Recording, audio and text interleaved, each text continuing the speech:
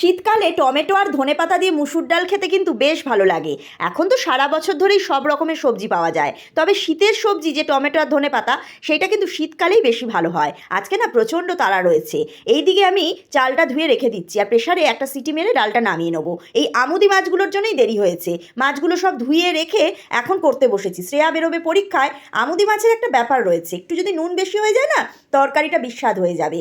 আমি কিন্তু কলকাতায় এসে এই মাছগুলো খেয়েছি, আমার শ্বশুরবাড়ি বাপের বাড়ি কেউই এই মাছগুলোকে চেনে না, তবে খেতে কিন্তু বেশ ভালো লাগে। আর নিজের মতন করে আমি রান্না করি, আমি যে এক ধরা রান্না করি তা কিন্তু নয়। আজকে যেরকম করছি পেঁয়াজকলি, আলু, বেগুন আর টমেটো দিয়ে। ঘরে আজকে পেঁয়াজকলি আর বেগুন আছে বলে, যদি পেঁয়াজকলি আর বেগুন না থাকতো তাহলে শুধু পেঁয়াজ, আলু আর টমেটো দিয়েই করতাম। আবার যদি পেঁয়াজ খেতে মন না চাইতো তাহলে করতাম হয়তো পাঁচফোড়ন দিয়ে দিতাম, দিয়ে একটু আদা বাটা দিয়ে করে নিতাম একটু টমেটো দিয়ে। তা এইরকমভাবেই আমি প্রত্যেক সময় রান্নাটা করি, নিজের মতন করি, যখন যেরকম মনে হয় করে নিই।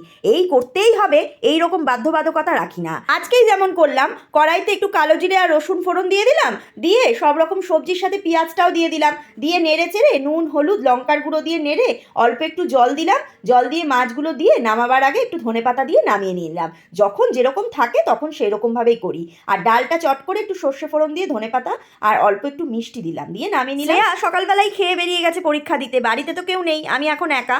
আমি এখন আমার এই পছন্দের জায়গাটায় বসে বসে রোদ গায়ে মেখে ভাতটা খাবো।